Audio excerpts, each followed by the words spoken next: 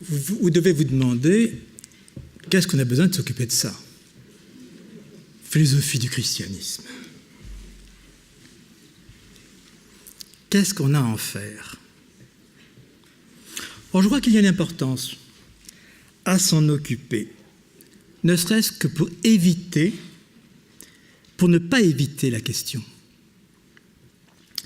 Non pas pour des raisons d'identité culturelle, la fameuse question « l'Europe est-elle chrétienne ou non ?», mais pour des raisons que je dirais de fécondité culturelle.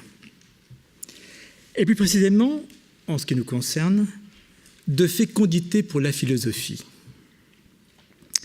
Je crois qu'il faut, après le temps de domination du christianisme, après le temps de sa dénonciation, faire le bilan, commencer de le faire, de ce que le christianisme a fait advenir dans la pensée. Qu'est-ce qu'il a fait à la pensée? Qu'a-t-il apporté ou qu'a-t-il enterré dans la pensée? C'est pourquoi je m'y mets, parce que c'est à faire. Même si, bien sûr, moi qui ai passé ma vie entre les Grecs et les Chinois, je ne suis pas le mieux placé pour le faire. Peut-être justement est-ce parce que j'ai pris un peu de recul par rapport à cette question de notre héritage que je peux commencer de m'y risquer. Car je crois qu'il faut mettre fin à cet évitement du christianisme, de la question du christianisme dans la pensée. Qu'il y a véritablement à se poser la question de ce qu'a apporté, de ce qu'a transformé, de ce qu'a découvert ou recouvert dans la pensée le christianisme. Évitement, parce qu'on s'occupe tellement de fausses questions, ou de questions qui n'en sont plus, qu'on fait survivre à coup de débats artificiels. Or, il s'agit là d'une question qu'on ne peut pas éviter. Or, qu'on évite aujourd'hui non seulement dans la société, depuis qu'elle est déclarée laïque, car ce n'est pas que notre pensée soit laïque qui fait qu'elle est débarrassée pour autant de la question du christianisme. Mais cet évitement, je crois qu'on le trouve dans l'Église elle-même, en tout cas de ce que j'en entends, du pape, dont je vois qu'il est écologique, qu'il est humanitaire, mais qu'il se garde bien de la question, qui n'est pas la question qui fâche, croire ou ne pas croire, mais qui est la question qui est celle de ce que le christianisme a apporté à la pensée. Alors, je veux dire ce que je ne ferai pas. Je commencerai par là, parce que vous voyez à quel point la question est risquée. Je précise donc ma position. Je ne considérais pas le christianisme en rapport à la foi. C'est-à-dire que je ne le considérais pas sous l'angle de la croyance ou de l'incroyance. C'est-à-dire que la question de savoir si Dieu existe ou pas me paraît une question épuisée, qui reste spéculativement intéressante, certainement, mais enlisée, qui retrouvera peut-être un intérêt plus tard, dans des siècles ou des millénaires, dans une nouvelle configuration de la pensée, mais qui aujourd'hui est une question que je dirais morte. Donc une question, sans sentir la pensée d'aujourd'hui, qui me paraît ne plus avoir d'effet, donc être sans doute sans intérêt. Donc je ne me poserai pas la question de Dieu, parce qu'il me semble qu'on a déjà tout dit sur la question. On a dit tout ce qu'on pouvait en dire. Mais je me poserai la question, qu'est-ce que la pensée chrétienne de Dieu a fait apparaître dans la pensée? Ce qui signifie d'abord que si je parle de philosophie du christianisme, ce n'est pas de philosophie chrétienne. Il y a une philosophie chrétienne. Pascal, Kierkegaard, Michel Henry, Jean-Louis Marion. Bon, tout un fil comme ça qui s'est tiré, et comme tel tout à fait intéressant, mais qui n'est pas mon affaire. Je ne me situerai donc pas du point de vue de l'apologie du christianisme ou de la critique du christianisme, non pas de sa défense ou de sa dénonciation, non pas même de son explication, de sa démystification. Je ne traiterai donc ni du génie du christianisme, ni de son essence. Le génie du christianisme, vous vous souvenez, Chateaubriand, au début du XIXe siècle, qui plaide la cause du christianisme après la Révolution, livre qu'il a rendu célèbre et qui part de la notion de mystère, tout est de départ mystérieux, et la religion chrétienne, au fond, ne ferait que déployer cette fonction du mystère. Chateaubriand ne s'intéresse pas vraiment à la foi, alors de quoi d'un point de vue théologique, mais il nous dit simplement que la foi est une force, et que les lois de Dieu sont le code le plus parfait de la justice naturelle, je le cite. Importance du christianisme sur le plan moral. La seule morale prouve l'immortalité de l'âme, dit-il. Ou encore, je cite, « L'homme désire le bonheur, et il est le seul être qui ne puisse obtenir. Il y a donc une félicité au-delà de la vie, car on ne désire point ce qui n'est pas. » Bon, ça vaut ce que ça vaut comme argument. En tout cas, ces arguments ont été entendus à leur époque, d'après la Révolution.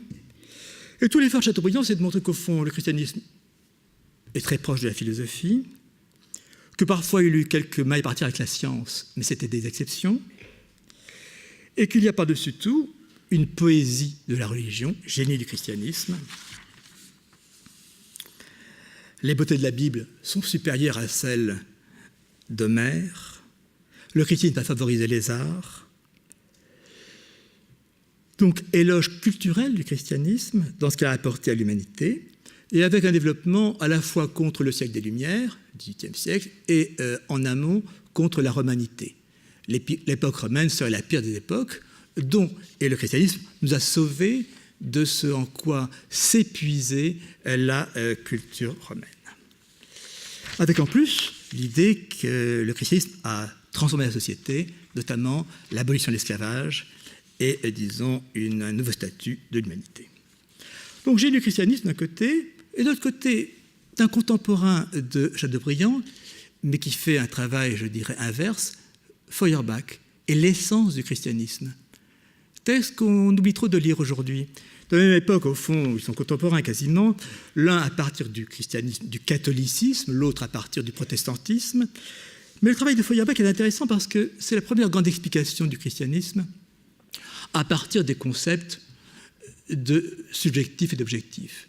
Feuerbach nous dit au fond que le christianisme s'explique par le fait que dans le christianisme, tout est du côté du sujet, qui met entre parenthèses ou qui laisse de côté ce qui serait l'objectif. Au fond, le christianisme a construit dans l'idée de Dieu la satisfaction subjective en négligeant, en repoussant ce qui serait l'objectif, c'est-à-dire la nature ou les lois de la raison. Le propos de Feuerbach, donc entreprenant cette explication du christianisme, sous le titre d'essence du christianisme, propos essentiel parce que c'est lui qui a marqué Hegel, qui a marqué Nietzsche, qui a marqué Freud, qui a été donc à l'origine de tout ce développement de la pensée allemande, de ce rapport nouveau au christianisme. Donc Dieu comme objectivation d'un contenu de conscience, dans le cas de la tradition hébraïque, le judaïsme était limité à l'échelle nationale, le christianisme a dépassé l'échelle nationale pour l'échelle de l'humanité tout entière. Donc de même que l'Israélite objectivait en Dieu son essence nationale, le chrétien objective en Dieu son essence subjective. Donc le christianisme objectiverait en Dieu les besoins du sentiment, ce qu'on appelle Gemüt, besoin du sentiment, qui fait que, au fond, Chateaubriand essayait de légitimer le christianisme à partir de la notion de mystère. Tout plonge aux origines dans le mystère, et le christianisme serait donc l'exploitation de ce mystère de l'humanité, alors que la notion dont part Feuerbach, c'est celle de miracle. Non pas le mystère, mais le miracle. Pensons que l'essentiel du christianisme, c'est la foi, alors que Chateaubriand, lui, laisse la question de la foi comme secondaire par rapport à l'apport culturel du christianisme. Feuerbach, lui, envisage le christianisme à partir du phénomène de la foi et la foi elle-même est comprise comme une sorte de suprématie accordée au subjectif, au souhait subjectif, à l'encontre de la réalité objective, celle de la nature. Et le révélateur de la foi, c'est le miracle. Le miracle qui est donc l'essence même du christianisme, comme reposant sur un surnaturalisme, Übernatürlichkeit, donc faisant prévaloir le Gemüt, le sentiment subjectif, au détriment de la nature et de l'objectivité en général. Au fond, nous disait, le christianisme, c'est satisfaire ses désirs de façon directe, par simple projection. Donc vouloir la fin sans les moyens du travail, de l'élaboration par la civilisation. Donc viser à ce que Freud appellera la satisfaction du désir, le Wunscherfüllung, le remplissement du désir par la projection donc de la foi. Bon, est-ce que le christianisme se limite à la foi telle que dans le miracle?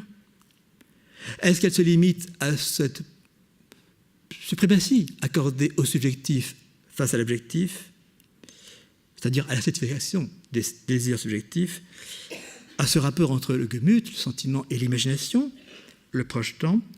Il y a sans doute quelque chose d'un peu court, mais qui nous laisse devant la question essentielle, qui est celle des cohérences nouvelles, singulières, inventées, qu'a promu le christianisme. Au fond, la question, c'est quelle nouvelle forme d'intelligibilité a-t-il apporté? Et quel en sera l'impact pour la philosophie? Alors, si je me cherche un prédécesseur dans cette entreprise, je dirais au fond, une fois de plus, ce serait plutôt Nietzsche. La question de Nietzsche, qu'est-ce que le christianisme a perverti, mais aussi raffiné dans la pensée, dans la culture européenne? En même temps, je me détacherai aussitôt de lui, parce que la question n'est pas pour moi celle des valeurs, les valeurs chrétiennes ou des contre-valeurs qui relèveraient de ce renversement des valeurs chrétiennes, Umwertung aller Werte. Non pas de valeurs, mais de ressources. Je tiens à ce concept de ressources. Ressources en remplacement non seulement d'identité, ressources culturelles plutôt qu'identité culturelle, ou pas même plutôt, mais à la place de identité culturelle. Ressources culturelles. J'ai déjà eu l'occasion de le dire ici, ce qui m'intéresse, c'est les ressources culturelles, par exemple, les ressources de la culture française, européenne. Je défends des ressources culturelles, je ne défends pas une identité culturelle. Mais ressources aussi en regard de vérité. Ressources est plus vaste que vérité. La vérité est une ressource parmi d'autres de la pensée. Donc, quelles seraient les ressources du christianisme? C'est la question que je voudrais ici rapidement considérer. Alors, je vais le faire, la question est immense, je vais le faire comme ça à la hache, en évoquant trois questions. D'abord, la nouveauté, la nouvelle anthropologie du christianisme. Ensuite, sa forme d'antiphilosophie. Et enfin, ce qui me paraît essentiel du christianisme comme apport à la pensée, qui est une promotion de la figure du sujet. Donc, nouvelle anthropologie est d'abord nouveau. Je vois que le christianisme apporte d'abord cela. L'idée qu'il y a du nouveau possible. Qu'il peut arriver du nouveau. En quoi il se désigne comme enseignement nouveau, didake kaine. Un nouveau qui implique la rupture et non pas la reprise. Vous savez, la métaphore du tissu, il ne faut pas repriser le vieux tissu. Il ne faut pas ajouter une étoffe neuve ou la coudre sur une étoffe usée, car la pièce tire encore davantage et se déchire d'autant plus. Ou mettre du vin nouveau dans de vieilles outres. Donc, statut du nouveau, de la possibilité du nouveau, le grand thème paulinien, dépouiller le vieil homme pour l'homme nouveau. L'homme nouveau est donc l'idée qu'il y a un nouveau du possible, ou plutôt que l'impossible est possible. C'est là qu'il y a quelque chose, un ébranlement porté par le christianisme, c'est que la vie peut radicalement changer. Impossible qui n'est plus seulement le possible logique, mais le possible existentiel, qui est l'inouï. Quelque chose d'inouï peut arriver. ce je crois ce qui en fait s'exprime à travers ce thème un peu épuisant de la mort surmontée, du fait qu'on peut triompher de la mort, c'est au fond de dire que c'est une façon de dire que tout est possible, en tout cas que impossible est entier. Donc pensez de l'événement nouveau, ce que signifie Nouveau Testament, comme Bacon dira, novum organum, nouveau, du nouveau est possible. Cette formule dans l'Évangile qui est le egeneto, quelque chose arrive, voilà, quelque chose peut arriver, un événement est possible. Alors, cette nouveauté, vous savez qu'elle a été thématisée essentiellement dans l'Évangile par le remplacement de la loi par la foi. C'est cette grande opposition qui joue thématiquement dans l'organisation du message évangélique. Vous n'êtes pas sous la loi, mais sous la foi, sous la grâce. Ce dégagement de la loi, donc ce que thématise le christianisme par rapport à la tradition dont il relève, l'hébraïsme, qui est que la loi est ce qui a perverti dans la mesure où, alors, bon, les formulations varient bien sûr, mais c'est la loi qui a fait apparaître le péché. Je cite, « Et de fait, je cite Paul, « Et de fait, j'aurais ignoré la convoitise si la loi m'avait dit, si la loi n'avait dit, tu ne convoiteras pas. » C'est parce que la loi interdit de convoiter, évidemment, qu'on n'ignore plus ce qu'est la convoitise. Et donc, on peut se mettre à convoiter.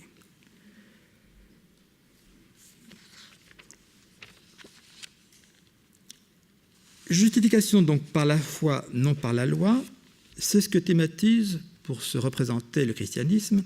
Mais je crois qu'il y a au-delà de cela quelque chose de beaucoup plus important dans l'élaboration d'une anthropologie chrétienne, en rupture, en tout cas en net décalage avec ce qui l'a précédé, qui est la question de l'intériorité.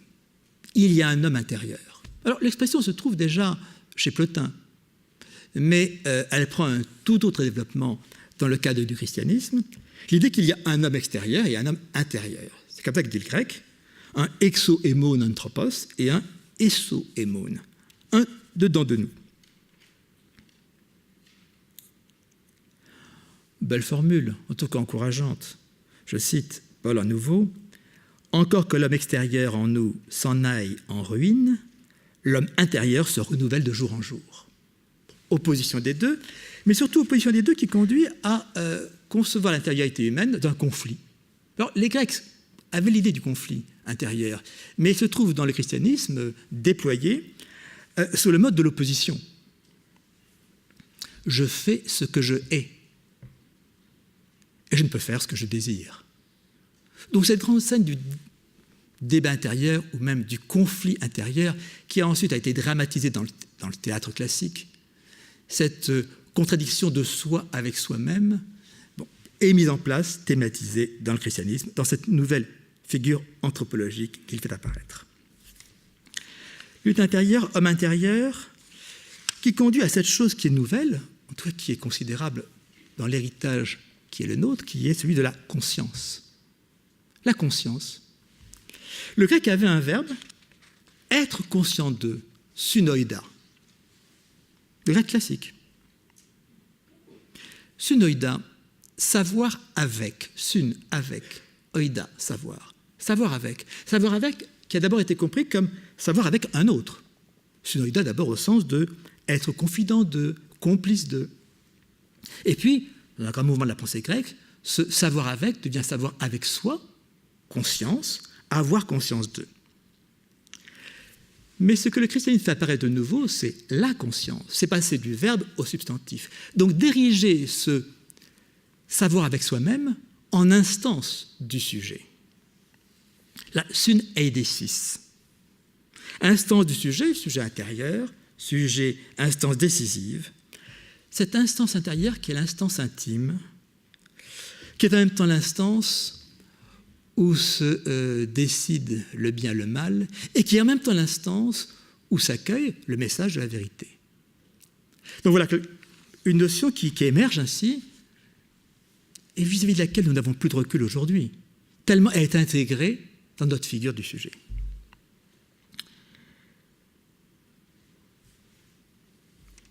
Naissance de la conscience avec cet appui qui est cette notion nouvelle du témoignage. C'est la conscience qui témoigne. Tout ce qui sera donc cette voix intérieure telle que la tradition européenne ne cessera de la thématiser, donc liée à celle du témoignage. La conscience me témoigne de ce que. Je cite encore Paul, appreuve le témoignage de leur conscience. Sum martureses auton tes finaliseos. Ma conscience m'en rend témoignage dans l'esprit saint, etc. Donc conscience au sens non seulement moral, mais au sens où c'est dans la conscience que s'opère la possibilité même de la vérité. Non seulement du jugement moral, mais de la vérité. Toute conscience, à toute conscience humaine devant Dieu, prospassan finalisin anthropone. Alors, l'intérêt, c'est que de faire passer du terme qui a prévalu précédemment, je le traduirai par la compréhension, de la compréhension à la conscience. Voilà ce que décale le christianisme. La compréhension, si j'essaie de traduire précisément le terme grec, de sunesis, sunyemi. Sun, toujours le même sun du avec, ensemble, mettre ensemble. Comprendre en mettant ensemble, comprendre, prendre avec. On traduit souvent par intelligence, mais intelligence perd ce sun, ce avec, du sun et sis. Sun et sis, sunyemi, c'est le grand verbe de la pensée grecque, le verbe d'Héraclite, avant même Platon. Paul, toujours dans les Corinthiens, je détruirai la sagesse des sages, j'anéantirai l'intelligence des intelligents. En fait, c'est j'anéantirai la compréhension des compréhensifs. Ten sunesin, ton suneton. Donc, passer de sunesis à suneidesis, passer de compréhension à conscience. Avec l'enjeu qui est le nôtre, qui est pour nous essentiel dans le développement de la pensée européenne, Paul, dans les Corinthiens, pourquoi ma liberté relèverait-elle du jugement d'une conscience étrangère? Donc, liberté liée à conscience propre, à conscience du sujet. La liberté, c'est donc de dépendre que de sa conscience, sans la pression extérieure. Donc, l'homme intérieur, la conscience comme instance, non plus seulement être conscient d'eux, mais avoir la conscience d'eux, la conscience comme instance sujet. Le cœur, là aussi, déplacement qui s'opère par rapport à l'anthropologie des Grecs, puisque les Grecs connaissaient le cœur comment? Comme thumos, comme énergie, comme capacité d'investissement. Entre nous, l'esprit, et puis épithymia, le désir, cette capacité intermédiaire qui est celle de l'énergie. Or, le christianisme, de nouveau, nous déplace par rapport à cela, par un terme nouveau, en tout cas nouvellement thématisé, cardia. Cardia, non plus thumos, le cœur de l'énergie, mais cardia. On traduit le cœur cardiaque, n'est-ce pas? Cardia, avec ce sens qui reste en français, et sens difficile, sens étrange, sens qui nous met mal à l'aise. Et c'est ce mal à l'aise que je voudrais secouer un peu aujourd'hui. Chez Pascal, le cœur a ses raisons que la raison ne connaît pas. Qu'est-ce que c'est que ce cœur qui a ses raisons que la raison ne connaît pas? Donc, ce vocabulaire du cœur, comme instance du sujet, avec ce qui la met en valeur négativement, ce qui est appelé dans l'Évangile, chez Paul, la dureté du cœur, ou plutôt la sclérose du cœur, la sclérocardia. Le cœur se sclérose.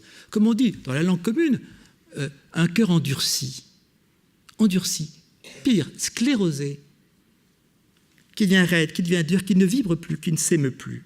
Sclérocardia, le cœur sclérosé. Or, c'est le cœur qui voit la vérité.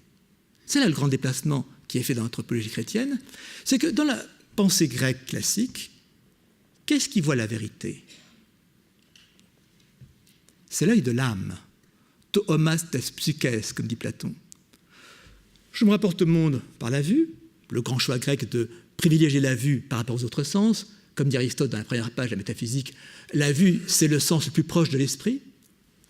Et puis quand je ne vois plus, eh bien c'est l'œil de l'esprit qui voit non plus le visible, mais l'intelligible, non plus le oraton, mais noeton. Or là s'opère un déplacement par la pensée chrétienne, qui sont que les yeux, ce n'est plus l'œil de l'âme, to homas tes psyches, mais l'œil du cœur. Oi ophthalmoi tes cardias. Le cœur voit la vérité, c'est le cœur qui voit la vérité. C'est le cœur comme cette conscience intime. Donc, ce qui change quoi?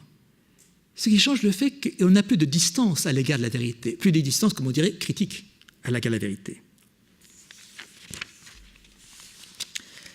Bon, ce qu'en est la conséquence, je ne m'y attarderai pas, c'est ce grand déplacement de la question de l'amour,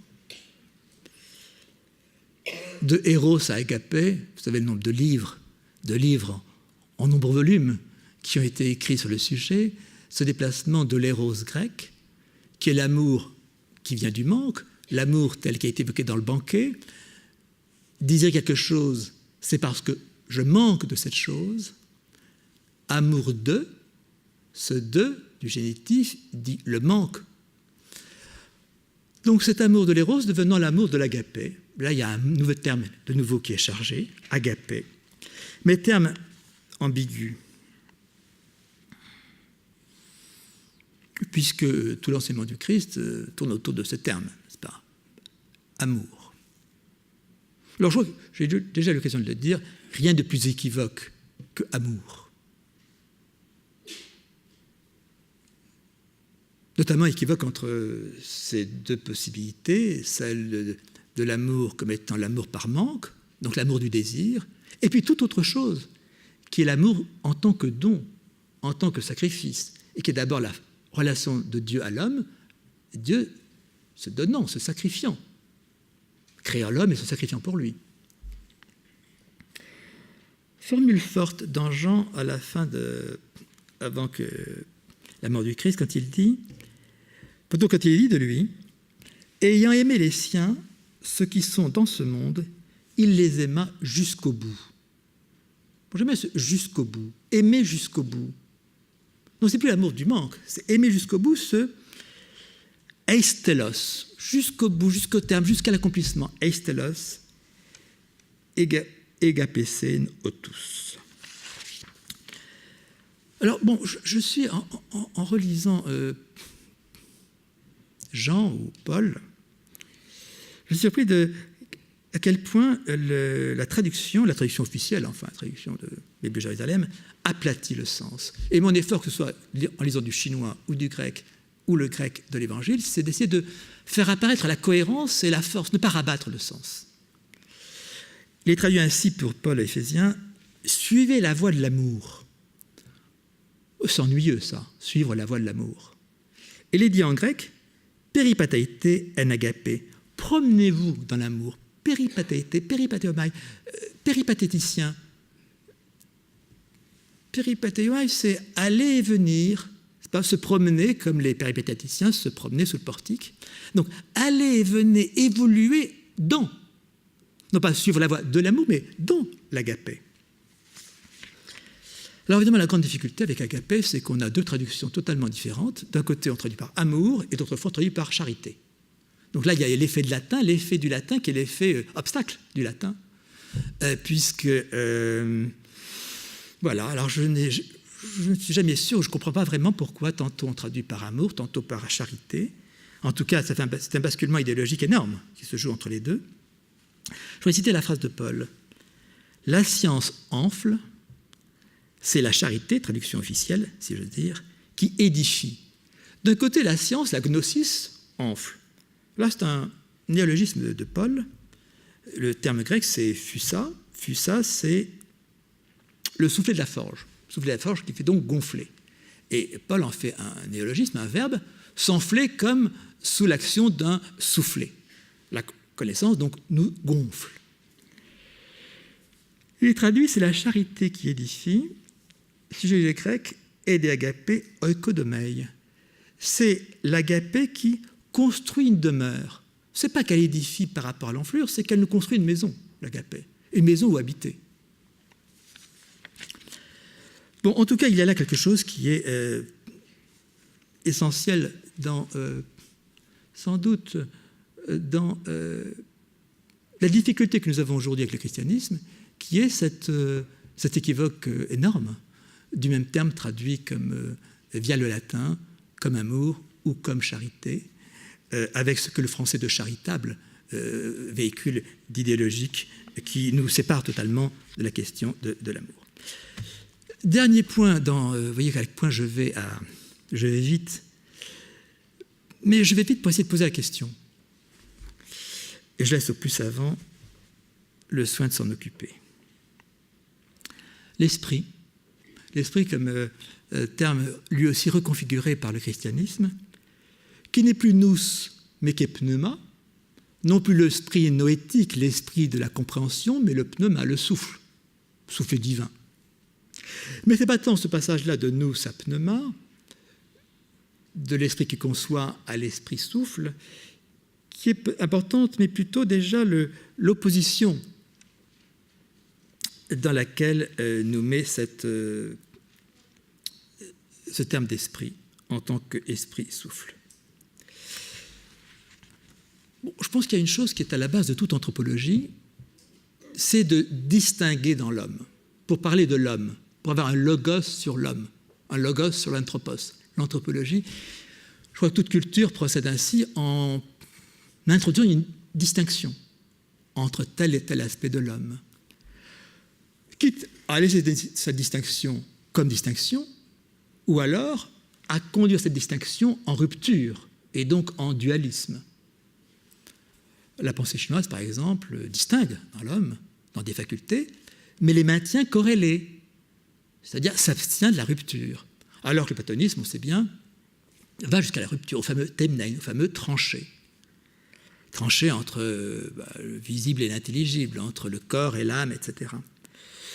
Le christianisme est dans le dualisme, donc dans le tranché, mais le tranchement est différent de celui de la pensée grecque. Ce n'est pas seulement celui de l'âme et du corps, mais celui du souffle et de la chair, pneuma, sarx, la grande opposition paulinienne. Et que signifie-t-elle? Qu'est-ce qu'apporte-t-elle de nouveau?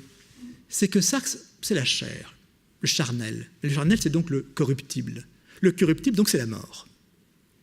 Ce qui fait que la double opposition entre pneuma, le souffle-esprit, et puis ce qui s'oppose à lui, c'est donc la chair ou c'est la lettre. C'est ça qui est peut-être le plus intéressant chez Paul. La chair ou la lettre, c'est la même chose. C'est l'enveloppe. C'est l'enveloppe qui contient et qui corrompt, et dont il faut se dégager pour dégager justement la ressource qui sera donc, qui a un seul sens dans le christianisme, qui est la vie, plutôt vivre. La lettre tue, l'esprit vivifie. Donc au fond, le pneuma, c'est le pneuma de vie qui est contenu dans cette enveloppe corruptible de la chair ou de la lettre. L'intérêt, bien sûr, c'est de maintenir les deux en rapport, la chair ou la lettre, c'est la même chose. Donc l'homme charnel, l'homme spirituel, tout ça a été thématisé, mais le plus intéressant, c'est justement ce qui, comme toujours, ce qui nous déporte du dualisme, parce que le dualisme comme tel, on ne peut rien en faire. C'est coupé. Mais ce qui retravaille le dualisme une fois fait, ça c'est plus intéressant. C'est plus intéressant pour la pensée. Je cite Paul à nouveau. Car la chair convoite contre l'esprit, ça on comprend bien, et l'esprit contre la chair. Ça signifie que l'esprit convoite contre la chair. Alors le sens devient intéressant parce qu'il y a un même verbe, épitumein, le verbe du désir primaire, qui sert des deux côtés, qui sert du côté de la chair face à l'esprit, mais de l'esprit face à la chair. Donc vous voyez que le dualisme là se trouve retravaillé par un verbe qui est mis comme ça, en commun. Alors évidemment, la formule qu'à la chair convoite contre l'esprit et l'esprit contre la chair, il faut bien comprendre, l'esprit convoite contre la chair, même si le verbe n'est pas explicité, il est bien là, c'est agissant dans cette relation. Alors, l'important est quoi dans le décalage qui promeut cette nouvelle anthropologie des Grecs? par rapport aux Grecs de la philosophie, c'est que les Grecs nous ont appris à conceptualiser, à penser conceptuellement, à nous abstraire. C'est ça l'activité du nous, à passer des belles choses au beau en soi, à l'idée du beau. Le christianisme, chez Jean, chez Paul, nous apprend à faire autre chose. Non pas à porter au concept, mais à porter au spirituel, à ce qui est de l'ordre de l'esprit, le spirituel. Donc passer du sens propre au sens spirituel, au sens mortel, au sens de la vie qui ne meurt pas. Donc, tout le discours parabolique, tout le discours évangélique, par exemple l'eau qui étanche la soif, l'eau qui n'étanche la soif que temporairement, l'eau physique, et puis l'eau qui étanche la soif pour toujours, qui est l'eau spirituelle, celle vers le... Alors, je vois qu'il faut lire, si on lit l'Évangile chez Jean, chez Paul, de voir comment l'effort qui est fait dans la langue pour essayer de... Même effort que celui qu'a fait Platon pour introduire la dimension du concept. Non pas les belles choses, mais le beau en soi, non pas qu'est-ce qui est beau, mais qu'est-ce que le beau, comme dans l'Hippias. Eh bien, je crois que c'est le même effort que fait le texte évangélique pour décoller du sens concret, mortel, etc., de la lettre et de la chair, pour porter à cette autre possibilité du sens, qui sera le sens spirituel. Et donc c'est ça que creuse le texte et qu'il essaie de déployer. Donc, je n'évoque là que de premières thématisations qui dessinent quelque chose qui serait une nouvelle anthropologie à partir de laquelle quelque chose s'élabore, qui touche de plus près la philosophie, qui est une anti-philosophie.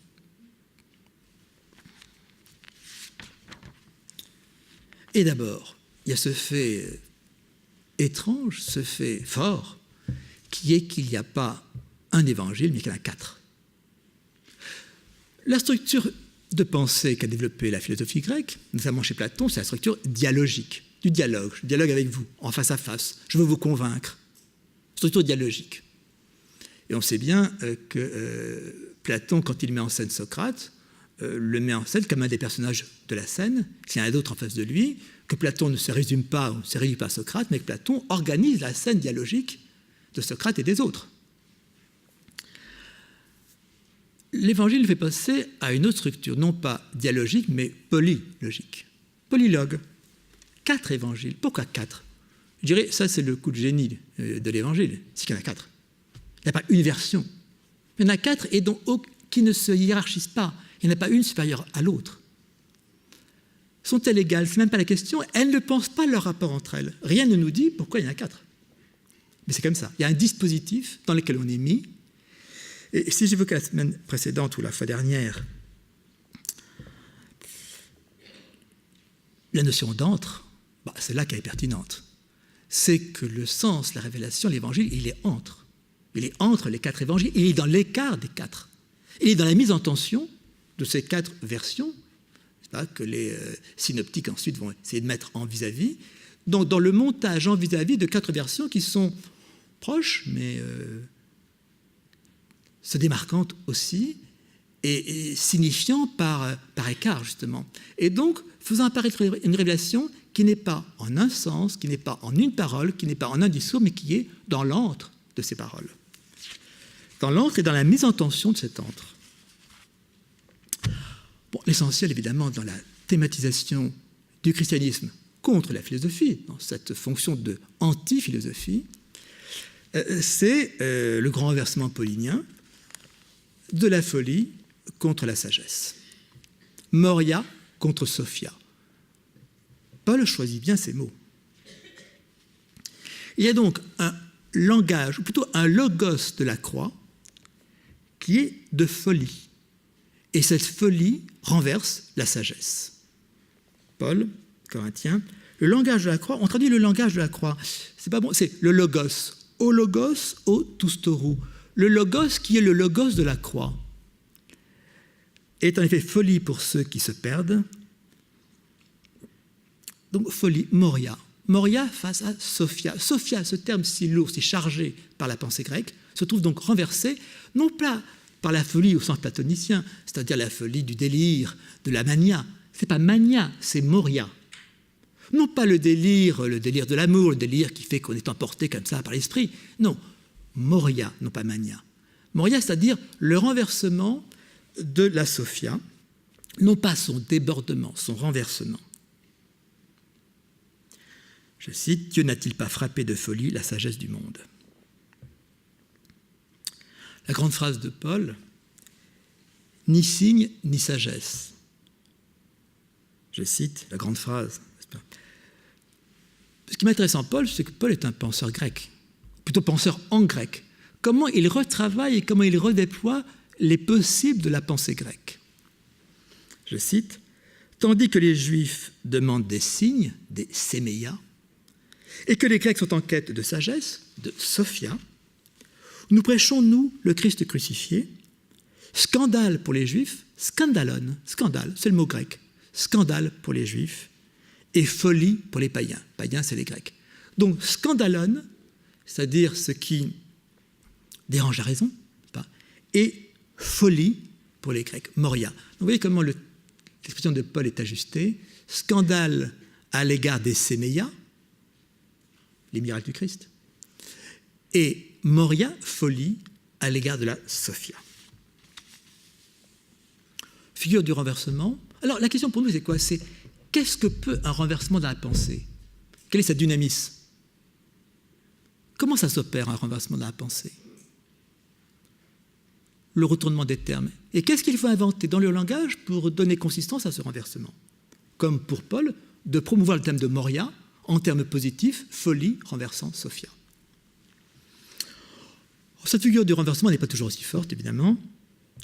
Ce qu'il y a de fou dans le monde, voilà ce que Dieu a choisi pour confondre les sages. Ce qu'il y a de faible dans le monde, donc force, faiblesse, etc. Ce qui travaille donc de nouveau la notion du logos. L'expression précédente, le logos, celui qui est de la croix, au logos, au toustorou. Mais qui fait que ce logos qui est sur la croix est un anti-logos. Je cite, « Je ne suis pas venu vous annoncer le témoignage de Dieu avec le prestige de la parole et de la sagesse, kat uperoken, logou, kai et sophias. » Donc, un logos de la croix qui ne s'appuie pas sur la capacité propre du logos. Anti-logos.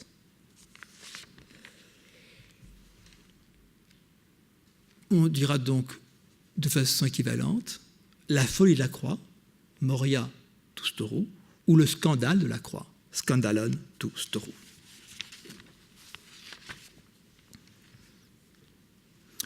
Alors de là, en quoi cela nous importe?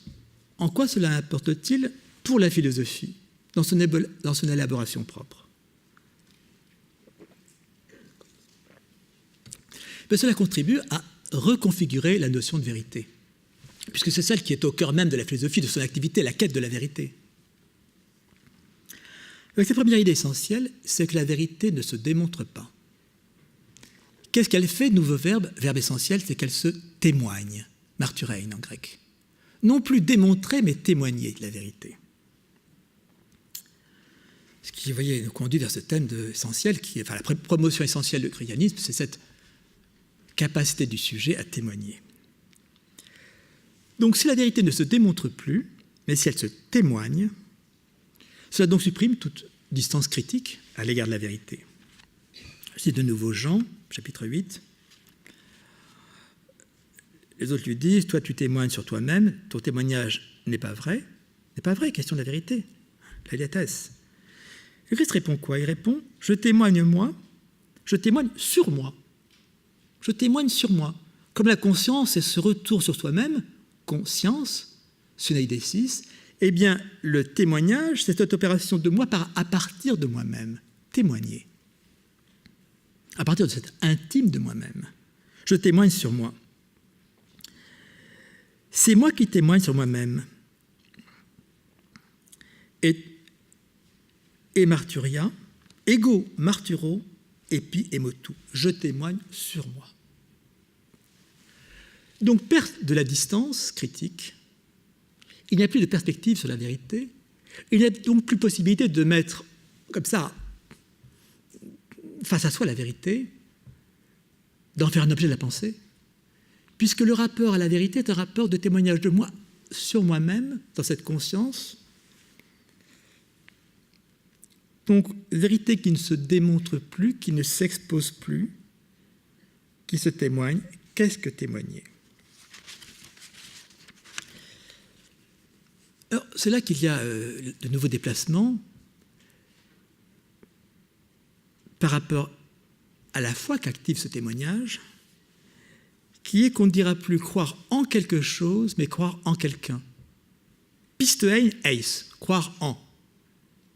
Mais non plus croire en un contenu, un énoncé, une vérité, mais croire en un sujet. Croire en quelqu'un. Foi en quelqu'un. Banal dans l'Évangile, j'ai foi en toi. C'est lui qui dresse, qui fait émerger la figure du sujet, avoir foi en quelqu'un. Non pas donc en rapport à un contenu, mais en rapport à un sujet. Et la formule de Jean qui encadre la notion de vérité, je suis la voie, la vérité, la vie. Voilà que la vérité se trouve prise comme ça, entre deux, enclavée entre voie et vie, ce qui fait que la vérité n'a plus de statut abstrait possible, elle ne peut plus être théorique, elle ne peut plus être affaire de nous, d'esprit au sens du nous. Une vérité qui n'est plus théorique et qui a en vue la vie.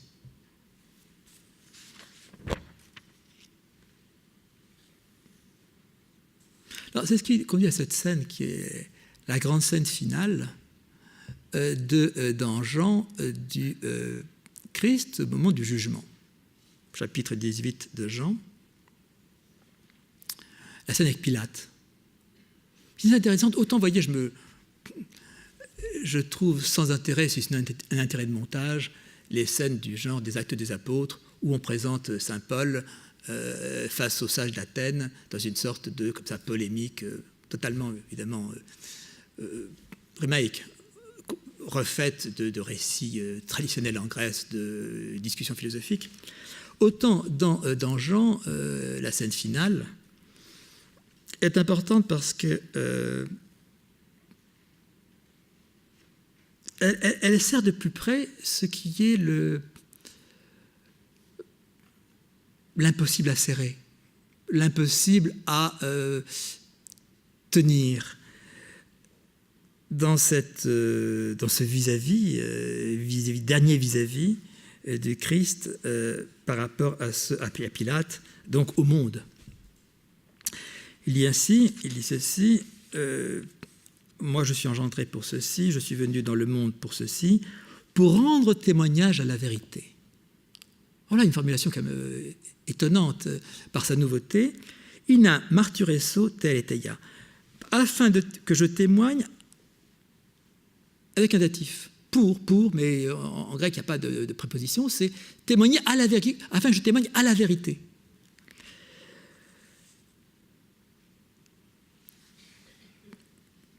Quiconque est de la vérité, traduit-on, en grec, c'est quiconque provient de la vérité. Donc témoigner à la vérité et provenir de la vérité, ek, passe au on ek thessalitheias. Quiconque est ek thessalitheias, venant de la vérité, provenant de la vérité. Donc la vérité devient source. Ce à quoi je témoigne, ce qui est la source dont je viens. Écoute ma voix. Dernier mot, c'est quoi le dernier mot? Pilate lui dit, qu'est-ce qu'une vérité? C'est là qu'on voit la rencontre forte entre pensée de l'époque, pensée grecque en fait, qui se dit en grec en tout cas. Non pas qu'est-ce que la vérité, ou plutôt non pas qu'est-ce qui est vrai, quelle est la vérité. La question n'est pas quelle est la vérité, croire, ne pas croire, etc. Mais la question c'est ti esti aletheia, c'est plus bref. Quoi être vérité?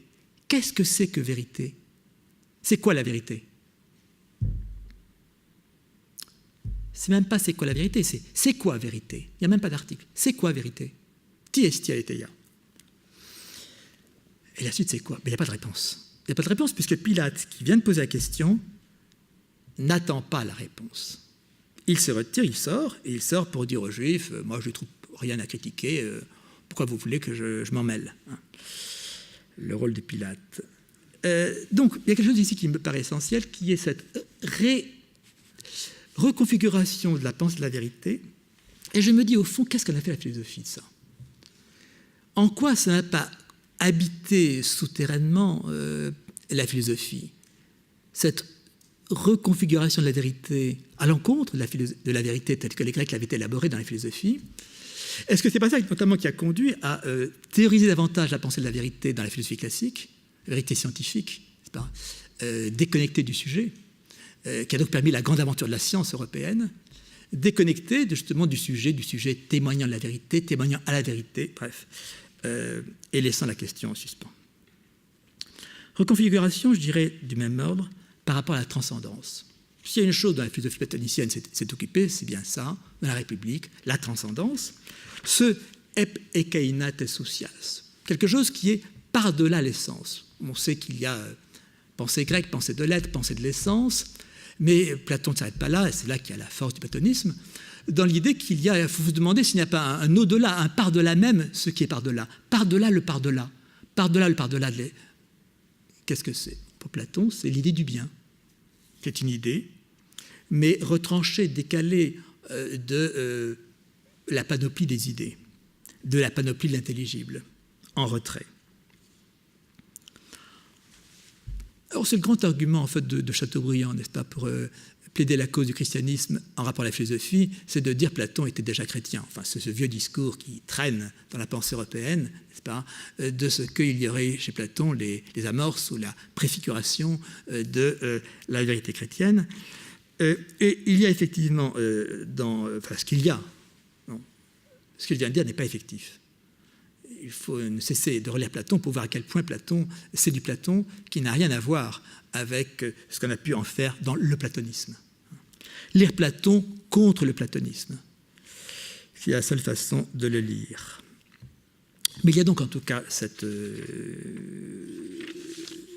développement dans la Politeia, où Socrate ayant évoqué ce par-delà le là-bas, ep ekaina, un sur là-bas, ep ekaina, sur là-bas de l'essence, hein, qu'il est dit bien. Et la réponse de Glaucon, c'est pas une réponse, il se met à rire et il dit, oh là là, quelle drôle transcendance il nous fait là. Daimonias hyperboles, en grec hyperbole. Hyperbole, c'est quoi? C'est jeter au-dessus, jeter par-dessus le mur. Quel énorme dépassement tu fais là. Toi qu'il dit ça en riant. Qu'est-ce que tu nous fais là, hein? Cette sorte de grosse transcendance qui surgit soudain, daimonia. Donc il y a quelque chose qui est en grec que Paul connaît bien, ce sens de hyper, le sens de par-dessus, le sens du dépassement. Et on trouve le même emploi chez Paul, quand il dit par exemple « L'amour du Christ surpasse toute connaissance. Ten hyperbalousan agapen ». L'agapé qui, le même verbe grec, hyperbalein, hyperbolé, l'hyperbole. L'agapé qui dépasse, surpasse la connaissance. Donc, Paul connaît bien le sens platonicien de la transcendance. Mais il invente un terme nouveau. Plutôt, il le sort. Parce que hyperbolé signifie donc quoi en grec? Passer par-dessus, franchir, dépasser. Comme on dit franchir une montagne. Et à partir de là, dépasser la mesure, excéder, surabondance. Et c'est ce sens-là que Paul va extraire, va déployer, en mettant au point un terme nouveau. Et c'est ce qui m'intéresse dans le christianisme, la façon dont il réélabore le grec. Il le retravaille pour lui faire penser autre chose que le pli dans lequel il pensait, le grec. Avec le verbe périseo, périseuein. Périseuein, être en plus. Avec le sens négatif de être en trop. Bien, Paul va construire un terme, de même que hyperbolé, lancé au-dessus, hyperbole, un terme de même composition, hyper périseuein, surabondé, surabondé. Alors pourquoi une transcendance qui n'est plus de dépassement mais de débordement? Ça passe à la limite et ça déborde. Hyper périssein. Périssein signifie déjà déborder, mais là vous ajoutez un hyper, un au-dessus, un surdébordement. Je crois que l'affaire essentielle, c'est là que Paul sort du régime de la pensée grecque. Parce que la surabondance nous fait sortir de quoi? Du régime de la causalité. La pensée grecque est une pensée qui est dans le régime de la causalité. La grande notion grecque, c'est arché aitia, le principe et la cause. Tout Platon est dans le régime de la causalité, même quand il parle, n'est-ce pas, de l'idée du bien, puisque l'idée a un statut de cause par rapport au sensible. Donc la pensée grecque est dans le régime de la causalité, donc dans le régime de l'explication. Expliquer, développé par le dehors de la cause, expliquer. Or, cette idée de surabondance nous sort du régime de la causalité, donc de l'explication. C'est là ce qui fait trou, ce qui fait brèche dans la pensée de la Sophia et qui permet, disons, l'établissement de la moria, de la folie. Sortir du régime de la causalité, sortir du régime d'explication, sortir de l'aitia. Or, toute la pensée grecque est étiologique, parce qu'elle est explicative. C'est ça le sens du logos des Grecs. Expliquer, rendre compte de. Alors le nom qu'on donne à cette surabondance, à ce qui n'est pas la cause, ce qui n'est pas de la causalité, c'est la grâce. Enfin, c'est le terme grec apporté par Paul, charis. Charis face aitia. Non pas la causalité, mais ce qui est hors causalité, hors régime de causalité, hors régime explicatif, qui est la grâce, charis. Je cite, « Il a voulu par là démontrer, dans les siècles à venir, l'extraordinaire richesse de sa grâce. » C'est pas bien traduit, vous voyez, de nouveau, l'extraordinaire, c'est pas extraordinaire, c'est « to hyperbalon plutos », la richesse débordante, n'est-ce pas, de la grâce. Alors, à quoi cela nous conduit dans cette antiphilosophie? Je pense que c'est là que se mesure l'écart, le déplacement. C'est qu'on est sorti de l'éthique pour la question du vivre. Au fond, je crois que c'est ça qui est en jeu dans l'affaire de l'hellénisme au christianisme. C'est que la pensée grecque est une pensée de l'éthique, de l'éthos, et qui se conçoit comment? Comment conçoit-elle sa morale?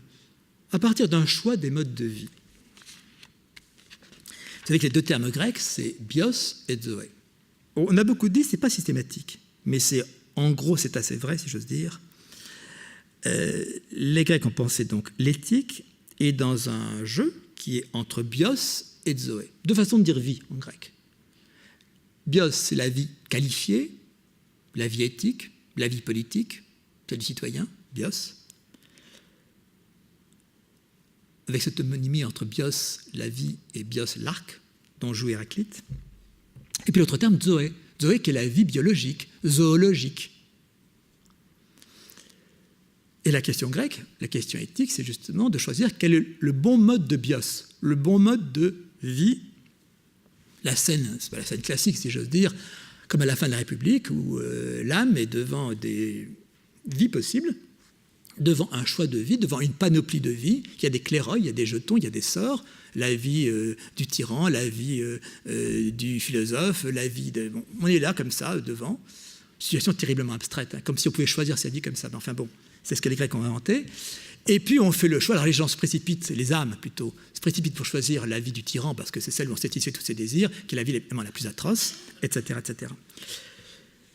Ça, c'est l'opposition grecque, entre bios et zoé. Et donc de façon à définir le meilleur bios, le meilleur type de vie, la vie éthique.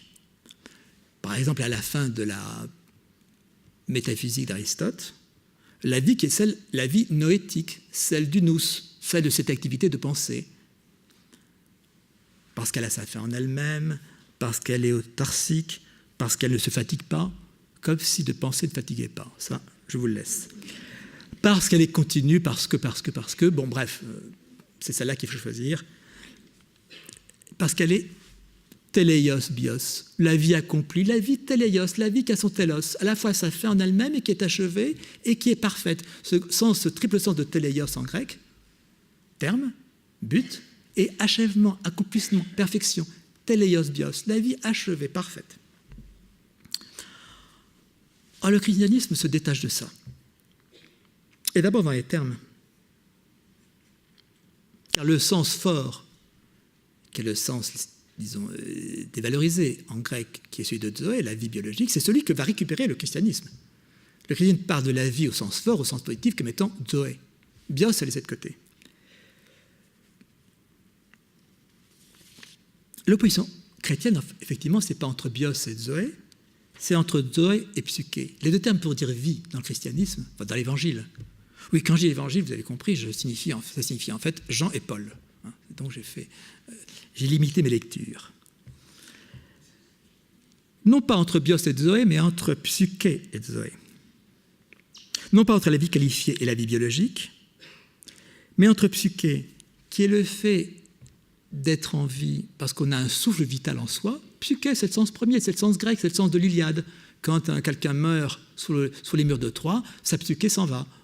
C'est donc cette chose, ce souffle impalpable qui est ce qui nous maintient en vie, ce qui nous tient animés, voilà, animés. Donc, psyché dit, c'est le plus proche, puisque psyché âme. Donc, psyché, c'est le principe d'animation en moi, ou c'est le souffle d'animation en moi, psyché. Et puis zoé, zoé qui est la vie qui ne meurt pas, la vie en tant que vie, la vie qui ne meurt pas, la vie qui reste au principe de la vie. Vous voyez, je cite Jean en 12, fameuse phrase, « Qui aime sa vie, la perd ». Comment c'est dit en grec ? « Ophilon ten psychen ». Celui qui aime sa psyché, celui qui aime son animation vitale. Et vous avez la suite, « Et qui hait sa vie dans ce monde, la conserve pour la vie éternelle ». Et qui est sa vie dans ce monde, donc omison ten psychen, qui est haïr, qui est sa vie comme animation vitale dans ce monde, ento cosmo tuto. Vous voyez, il est traduit en français, enfin la traduction, si j'ose dire officielle, et qui est sa vie dans ce monde, la conservera pour la vie éternelle, mais le grec change de mot, c'est plus vie, psyché qui dit c'est zoé. Donc, eis zoen aionion. Donc, le christianisme pense entre deux vies, la vie comme animation d'être en vie, et la vie comme ce qui fait la vie en tant que vie, ce qui fait la vie en tant que telle, ce qui fait la vie en tant qu'elle ne meurt pas. Ce qu'on traduit après, ce qu'on rend en grec d'ailleurs par éternel. J'insiste là-dessus parce que au fond, alors après tout cela est dit, n'est-ce pas, croire c'est pour vivre. Toute l'affaire du christianisme, c'est promouvoir ce sens de, non pas la vie au sens être animé, avoir le souffle vital, mais la vie au sens de être effectivement vivant. Et être effectivement vivant au point de ne pas pouvoir mourir.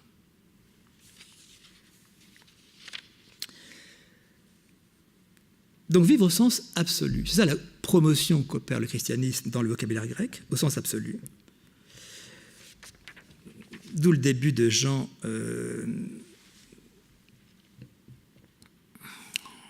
Ce texte très puissant, n'est-ce pas ? Au principe était le Verbe, et le Verbe était face à Dieu, et le Verbe était Dieu.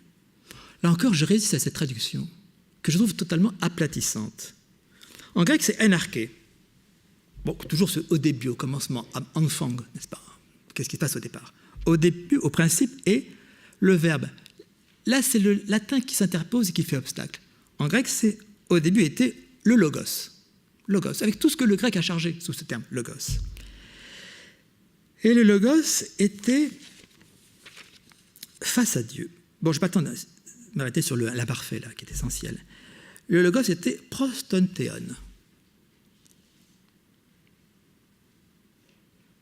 Donc, au fond, qu'est-ce qui est au départ ? C'est qu'il y a un logos et un logos qui est face au théos. Ça, l'idée forte du christianisme, c'est que Dieu n'est pas tout seul, il n'y a pas Dieu. Non, il y a qu'au départ, il y a cet écart, si vous permettez encore le terme, donc cet entre logos et théos, ce vis-à-vis, ce qui fait que au départ, il y avait logos, et logos se trouve face à, tourné vers, proston, théon, face Dieu, au Dieu. Et le Verbe était Dieu, ça c'est la traduction, mais quand on traduit « et le Verbe était Dieu », le grec dit « le Logos tournait vers le Dieu, et Dieu était le Logos ». Donc vous voyez que Dieu est repris, c'est pas face à Dieu était Dieu. Alors voilà, c'est là qu'il y a la cohérence chrétienne, son intelligibilité, c'est que au départ est le Verbe face à Dieu, et en même temps qui est Dieu. Face à Dieu et en même temps est Dieu. C'est important de traduire dans l'ordre des mots et non pas comme fait la traduction officielle. Et le Verbe était face à Dieu, le Verbe était Dieu. Non. Le Verbe était face à Dieu et Dieu était le Verbe. Bien sûr, c'est le Verbe qui est sujet. Kaiteos en o logos. Donc il y a cette sorte, au fond, qu'est-ce qui est au départ? Il y a cet écart premier. Cet écart premier entre logos, ce qu'on va parler d'ailleurs, qui va dire un discours, logos. Logos qui se trouve face au Dieu, en même temps qu'il est Dieu. Face à Dieu en même temps qu'il est Dieu. Donc c'est vrai que cet écart, cet entre productif, cet entre de mise en tension, bon, vous voyez vers quoi je reviens. Même si ce n'est pas du tout à partir de là que j'ai essayé moi-même d'opérer dans les termes d'écart et d'entre. Et qu'est-ce qu'il dit ensuite? Ce qui était devenu en lui était vie. Ogegonenenoto. Ce qui est devenu en lui, gignomai, devenir, ce qui est devenu était vie, et la vie était la lumière des hommes. Bref, ce qui me paraît essentiel ici, c'est que l'enjeu devient la vie, et non pas la vérité, ou c'est au nom de la vie qui reconfigurait la vérité, que vous retrouvez dans la fameuse phrase de Jean, « Je suis la voie, la vérité, la vie ». Il y a un ordre, la voie. La voie, le chemin plutôt, le chemin, la vérité, passant par la vérité, mais dont le terme au sens telos, c'est bien la vie. La vérité, donc, comme vérité de vie, bon, c'est ça le grand écart dans lequel nous a mis le christianisme par rapport à la philosophie. Non plus une vérité de l'ordre du concept, de l'idée, de la représentation, etc., mais la vérité comme étant celle du témoignage, celle de la vie, bref. C'est ce dépassement-là dans lequel nous met le christianisme. Jean, chapitre 10. Pour qu'il possède la vie et qu'il la possède à plein bord. Oui, l'idée de à plein bord. Inazoen ekosin kai perison ekosin. Non seulement posséder la vie, mais la vie débordante. D'où la vie qui ne meurt pas. C'est le grand thème. Alors je crois qu'il faut essayer de reprendre ce thème de la vie éternelle en le dépoussiérant de tout ce qu'on a vu dans les représentations, n'est-ce pas, la vie au paradis, etc. Vous entendez par l'évangile, tout ça. Cette sorte de ontologisation de l'affaire. Je crois que l'idée du christianisme, c'est que atteindre la vie en tant que telle, et la vie en tant que telle, elle ne meurt pas. Si c'est la vie dans son principe même, dans sa source de vie qui est évoquée. Bon. Il faut que j'aille plus vite, donc je comprends en tout cas toute l'affaire de Paul. C'est le grand montage paulinien qui était en une phrase, c'est le Christ ressuscité. C'est le fait qu'il y a un nouvel Adam qui ne meurt pas, qui n'est pas, disons, soumis à ce qui était le grand métabolisme tel que les Grecs l'ont conçu, à savoir de la vie, de la mort et du renouvellement, bref, de cette affaire de la physis. On sort de la physis pour être dans cette... voilà. Bon, je n'ai pas le temps d'évoquer ce qui pourrait pourtant le plus intéresser, qui est l'antilogique chrétienne. Comment le christianisme nous fait sortir de la logique grecque, celle de l'essence, de l'identité, de la définition, en pensant comment c'est par le contraire que s'obtient la chose. Passer par son contraire. Donc, fracturer la logique grecque, qui est celle de l'être, donc de l'essence, donc de l'identité, donc de la définition. Pour une logique qui n'est pas seulement du renversement, qui est qu'il faut passer par l'un pour atteindre l'autre. Un exemple simplement essentiel, c'est ce qui est dit en Jean. Donc, l'opposé est la condition de son opposé. C'est ça, mais c'est déjà dans le dispositif premier de Jean, quand il y a, au principe était Logos face à Dieu, Logos était Dieu. Quand il est dit... à propos du Christ dans Paul, Philippiens, lui de condition divine ne retint pas jalousement le rang qu'il égalait à Dieu, mais il s'anéantit lui-même. En fait, ça c'est la traduction qui n'est pas bonne. terme grec, c'est quoi? Il s'évida lui-même, ekenocène. Il s'est vidé lui-même, donc le sujet qui se vide de lui. Et devenant semblable aux hommes, s'étant comporté comme un homme, il s'humilia plus encore, donc la descente dans l'extrémité de l'abaissement, obéissant jusqu'à la mort et à la mort sur une croix, comme un esclave, aussi Dieu l'a-t-il exalté. Donc, plus il s'est abaissé, plus il a été exalté. Vous voyez, quand on traduit anéantir, on a reversé dans le langage de l'ontologie l'être, anéantir, n'est-ce pas, le néant par rapport. Non, le terme grec, là, c'est ekenocène, il s'est vidé, épuisé, abaissé au maximum et de là relevé. Bon, j'avais lu précédemment la formule « je me retire et viens vers vous ». Je crois que c'est la même logique. Cette logique qui, au fond... Alors, ma question, c'est en quoi cette logique a habité la philosophie ensuite? Au fond, car celui qui a le plus repris cette affaire de... que il faut passer par son opposé, plutôt que c'est par le contraire qu'on obtient, il faut passer par l'autre. Je dirais, celui qui a mis ça en forme dans la philosophie, c'est Hegel, c'est la dialectique. Au fond, là, vous avez le motif premier de la dialectique, motif qui est toujours à la limite de la philosophie, à la limite de la rationalité. On voit bien comment Hegel, chaque fois, a du mal à dire cette chose qui est ce passage par l'autre de la dialectique. De même que j'avais cité pour la formule de Jean « je me retire et viens vers vous », la formule de Heidegger disant que c'est le propre même de...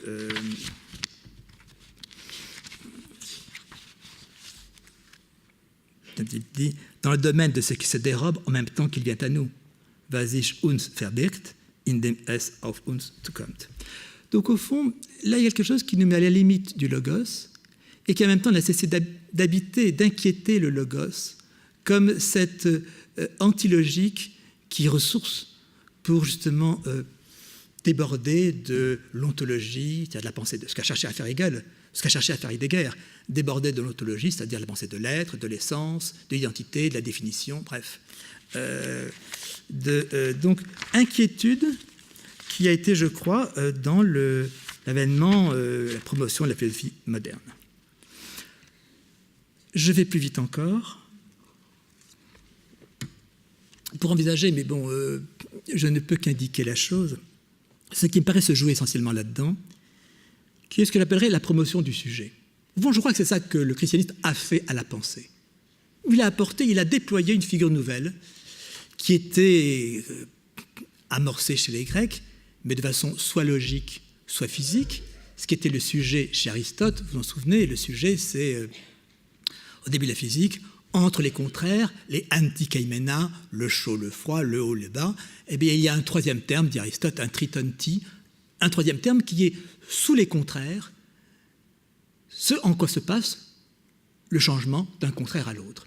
Il faut donc un troisième terme qui est le hypokaimenon, qui est le sous-jacent au changement.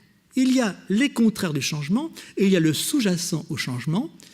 Moi, je suis sujet parce que je change, plutôt parce que je suis sujet en tant qu'il y a quelque chose en moi qui ne change pas sous le changement qui est en moi. Passer de la jeunesse à la vieillesse, un contraire à l'autre. Mais il y a un sujet qui demeure, qui est hypoménone, dit Aristote, qui est le sous-jacent, le restant sous le changement. Et puis sa version logique, dans le même Aristote, qui est le sujet de la phrase, qui est le sujet logique, qui est le sujet du logos, c'est-à-dire ce dont tout le reste est prédicat, et qui lui n'est prédicat de rien, le sujet de la proposition. Bon, on a été là, avec une figure transitoire qui est celle, dans le stoïcisme, de l'hégenomikon, c'est-à-dire le principe hégémonique en moi que le monde n'atteint pas, qui est cette citadelle intérieure, telle que les stoïciens l'ont élaborée. Mais cela connaît un tout autre déploiement dans le christianisme, d'abord par cette chose essentielle, que le christianisme pense l'universel du sujet. Non plus l'universel logique, celui du concept, celui des Grecs, mais l'universel du sujet. Ou je dirais, si je disais comme Kant, l'universel des sujets. Et d'abord, il y a ce fait fondamental qui est le fait singulier, source du christianisme, qui est que le christianisme est la seule religion, j'ai l'idée, qui se soit annoncée plutôt, dans une langue autre que celle dans laquelle elle s'est prêchée. Le Christ parle en araméen, une langue sémitique, et l'évangile est dans une autre langue d'une autre famille de langues, du grec, uniquement en grec. Donc il y a quelque chose de singulier qui est écart, encore une fois, un écart profond, en tout cas, qui est que le christianisme est un message décollé de sa langue d'origine. Le Christ parle en araméen et ne connaît pas le grec. Donc le christianisme, c'est une langue de la traduction, plutôt une religion, mais ce n'est pas en tant que religion que je la considère, c'est une opération qui est dans la traduction, dans cet entre d'un araméen dans lequel le Christ prêchait, et d'un grec dans lequel le message du Christ a été annoncé, l'évangile, evangelion. Donc il y a un décollage extraordinaire entre, si j'ose dire, le prêche et le message. À partir de là, ce qui a été la grande opération du christianisme, c'est-à-dire d'élever un universel des sujets. La grande phrase de Paul, n'est-ce pas, ni grec ni juif, ni maître ni esclave, ni homme ni femme, la neutralisation de toutes les différences au profit d'une figure universelle du sujet. Alors bien sûr, quand on regarde Paul, les esclaves doivent obéir au maître, les femmes être soumises au mari, l'homme est la doxa de Dieu et la femme est la doxa de l'homme, etc. Mais il y a cet énoncé neutralisant qui est là, promu par la langue grecque, parce qu'évidemment, annoncer le prêche du prophète dans la langue du grec, ce n'est pas neutre, parce que le grec, c'est la langue de l'universel, c'est la langue du concept. Et c'est bien cette opération-là que fait Paul, et très conscient de la faire. Donc, promotion de l'universel du sujet, promotion du statut absolu du sujet. C'est ça qui me paraît essentiel, un statut absolu du sujet. Le début du Testament, tout simplement, prenez n'importe lequel, je dirais, Marc, début, commencement, toujours commencement, dire le début, ça c'est grec. Commencement de la nouvelle, bonne nouvelle, de Jésus, Messie, Fils de Dieu. La nouvelle est quoi? La nouvelle est la nouvelle d'un sujet, génitif, nouvelle de quelqu'un, d'un sujet. Nouvelle d'un sujet, même chose dans Jean, le début que j'ai lu, au principe était le Verbe, outos en, celui-là était. Une fois qu'on a dit au principe était le Logos face à Dieu, Dieu était le Logos, il est dit celui-ci était, outos en, celui-ci, un déictique, celui-ci, désignant donc lui, le sujet. Bon, de même, j'ai évoqué ce qui est le témoignage en, croire en quelqu'un et non plus en quelque chose, croire en le sujet. Et puis ce qui est peut-être le plus intéressant, non pas chez Jean, mais peut-être chez Marc par exemple, qui est la découverte progressive du sujet. Au fond, le Christ nous met devant cette démarche selon laquelle on ne sait pas qui est le Christ. On ne sait pas qui est le sujet. On ne sait jamais dire qui est le sujet. Il y a un sujet, mais qui est-il? C'est toute la question qui habite l'évangile de Marc. C'est qui est-il celui-là? Et au milieu de l'évangile de Marc, chapitre 8, le Christ pose la question, qui les hommes disent-ils que je suis? Qui je suis? Ça, c'est la question du sujet. Kina me legusin oianthropoi einai. Ils lui disent, Jean le baptiseur, Élie, un des prophètes, et lui les interrogeait. Pierre répondit et lui dit, tu es le Christ. Voilà, au fond, ce qui me paraît intéressant dans cette mise en scène du sujet, c'est que le sujet, on ne sait pas qui c'est. On ne sait pas qui c'est, quel est celui-ci. Lui, c'est qui lui? Et donc, il y a une découverte progressive qui est celle de, à travers des figures possibles du sujet, une sorte de connaissance progressive du sujet, une découverte du sujet. Bon, je crois que la trame romanesque européenne est terriblement là-dedans, n'est-ce pas? Dans cette découverte progressive du qui c'est lui. Et puis, le Christ comme archétype du sujet, je reviens à la scène, à la grande scène finale, Jean 18, face à Pilate. Qu'est-ce que Pilate lui dit? Alors toi, tu es roi des Juifs? Il lui répond, mon royaume n'est pas de ce monde. D'ailleurs, j'aime pas cette traduction. Mon royaume, c'est pas mon royaume, c'est Bézéléia. C'est ma royauté. C'est pas mon royaume, mon territoire, qui est encore trop local et possessif. Non, ma royauté, ma souveraineté. Ma souveraineté n'est pas de ce monde. Ektou cosmo. Ça signifie quoi? De dire, alors si je prends le grec de plus près, la royauté, c'est pas ma royauté, c'est la royauté qui est la mienne. C'est et Basileia et aimé. Formule donc beaucoup plus adversative, beaucoup plus forte que de dire « mon royaume ». Non, la royauté qui est la mienne, qui n'est pas de ce monde, c'est-à-dire qui se... Et qu'est-ce que c'est qu'un sujet si ce n'est pas... Sujet, c'est quoi? Sujet d'initiative. Le sujet, c'est ce en quoi nous sortons du monde. Pour mieux, je définirai le sujet. J'en parlerai peut-être la prochaine fois à propos du verbe « exister », se tenir hors, exister. C'est le sujet qui existe. Mais au fond, c'est ce qui me semble dit ici par Jean, quand il dit « ma royauté n'est pas de ce monde », c'est-à-dire, au fond, je suis en tant que sujet, je suis sujet en tant que je déborde, que je sors de ce monde, que je m'extrais de ce monde des rapports de force, de ce monde de la fonctionnalité. C'est en tant que je m'extrais de ce monde de la fonctionnalité, que je me constitue en sujet. Puis le fait de le dire à la première personne, sujet d'énonciation et non plus seulement d'énoncer. Bon, ce qui serait à dire dans la même foulée, c'est qu'au fond, qu'est-ce qui arrive à partir de là? Eh bien, ce qui a été la grande reconfiguration chrétienne de la vérité, qui est de penser la vérité comme certitude du sujet. Ce qu'on va apparaître dans Jean, mais ce qui a été Paul, mais ce qui est thématisé par Augustin. C'est-à-dire le cogito. Le cogito est de là, vous le savez. Le cogito est dans Augustin avant d'être dans Descartes. Alors, de façon un peu maladroite, effectivement, et c'est plus rigoureux chez Descartes, mais c'est déjà là chez Augustin. Si quelqu'un doute, dit-il, c'est qu'il vit. Si je doute, c'est que je vis. Oui, la vie est l'affaire essentielle du christianisme, c'est que je vis. Vous voyez que Descartes nous détourne du fait de vivre pour le fait de penser. Mais il y a bien le doute premier. Je doute de tout tant que je veux, mais je ne peux pas douter que je vis, dit Augustin. Si dubitate, vivit. Si je me trompe, c'est que je suis, dit Augustin. Je suis donc certain de ce que je suis, certain. Certitudo, certus. Voilà qu'on est passé du régime de la vérité grecque à un nouveau régime de la vérité qui est la vérité du sujet. Donc la certitude. Et c'est dans ce grand développement-là que va se faire la philosophie classique, en tout cas chez Descartes, n'est-ce pas? Je doute de tout du monde, il n'y a plus de vérité, si ce n'est qu'il y a du doute dont je ne doute pas que je doute, dedans je trouve le fait que je pense, et dans le fait que je pense, je suis certain de ça, je ne suis certain que de ça, certitude. Donc le régime subjectif de la vérité, la certitude. L'esprit en se cherchant se trouve, l'esprit qui se pense, et qui aboutit à cette idée de la certitude qui est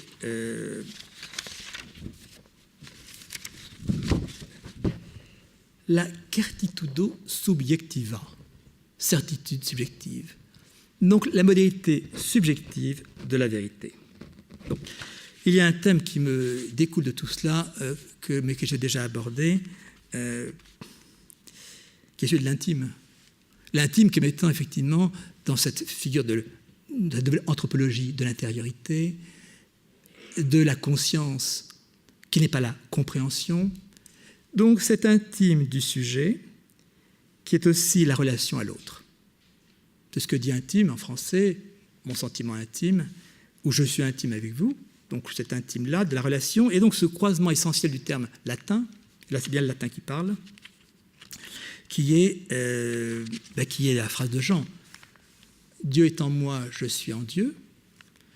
Vous êtes en moi, je suis en vous. Être dans l'autre, n'est-ce pas?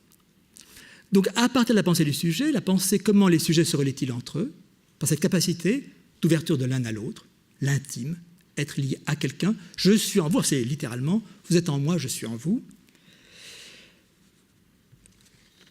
Ce que dit l'intime, au sens de intus, mais non pas intus dedans, non pas intérieur plus dedans, mais intimus, le plus dedans, le très au-dedans, et avec cette idée qui est la grande idée que développera ensuite Augustin, Dieu plus intérieur que mon intime, Dieu plus dedans que mon très dedans, Dieu plus dedans que le plus dedans, n'est-ce pas? Donc au fond de cette intériorité creusée dans le sujet, eh bien la figure de